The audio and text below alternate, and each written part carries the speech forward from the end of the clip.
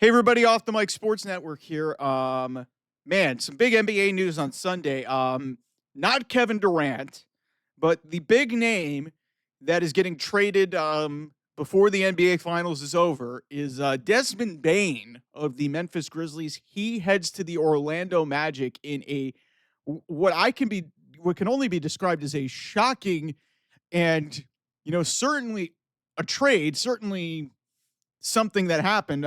I'm still trying to wrap my brain around this. So basically, the Memphis Grizzlies, they acquire Contavious Caldwell Pope, Cole Anthony, 4 future first round picks, unprotected, 1 future first round draft pick swap, and Desmond Bane goes back to the Orlando Magic.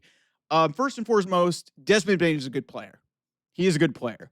Is he worth this return? I don't think so. I think that this is just another one of the latest examples of overpaying to get a star or get a good player. Like you look at Rudy Gobert, you look at Mikal Bridges, to name a few guys who went for a lot more than what their value would be considered.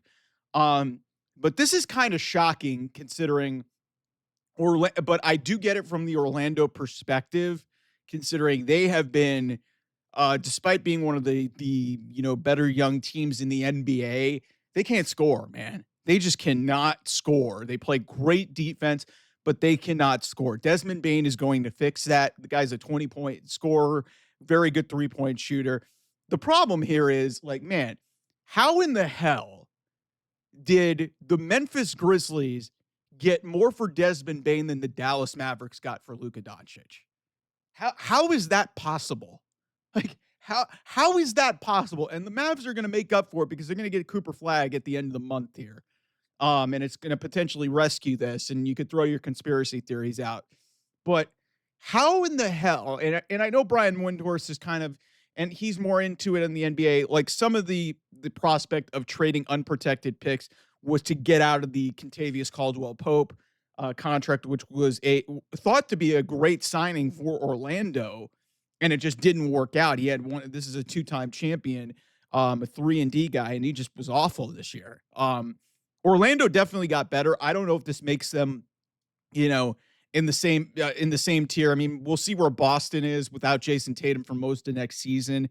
But Knicks, Indiana, Cavs, Philadelphia, if they can figure their shit out, in terms of the Paul George, Tyrese Maxey, and Joel Embiid thing. Like, it's Milwaukee. I don't know what's going to happen with Giannis. Orlando could make some noise, but man, this was a lot. This was a lot to give up. I'm not going to use this really as a referendum on holy shit, Orlando grossly overpaid, because we've seen Mikal Bridges and Rudy Gobert go for 5 first-round picks. But Donovan Mitchell went. The Cavs gave up less for Donovan Mitchell. The Lakers gave up less for Luka Doncic. Like, this, if anything, this is a worse reflection on the Mavs. The fact that Desmond Bane, Rudy Gobert, and Mikal Bridges all went for more than what they got in return for Luka Doncic. And I understand that Desmond Bane is under contract for a much longer period of time, but still, Luka Doncic is a better player. Like, come on. Like, what is Luka is obviously a worse defender, but from an offensive perspective, this guy's a better player. Averages 5-10 points more per game. It's just, from a global perspective, from a superstar perspective, it's a bigger trade. I just do not get how the Dallas Mavericks, and here we are, 4 months since that trade was made, how that trade continually looks worse and worse and worse. And, the Lakers may never win a championship with Luka, but how you could give him up for 1 first-round pick and 2 players, granted an all-NBA guy in Anthony Davis, is beyond me. I just don't get that. Like, I understand what Orlando is trying to do here. I think it's an overpay. I think it's a lot more than they should have given up.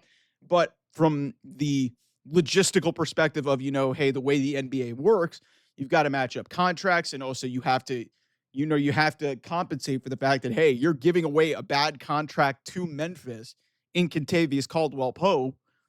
who was a good player, but you paid him for his past successes as a two-time NBA champion on Denver and on the Lakers. But it's just, man, it's this was a shocking move for a lot of different reasons, but more than anything, not even so much from the Magic perspective, because I admire them for at least taking a swing and trying to go get it.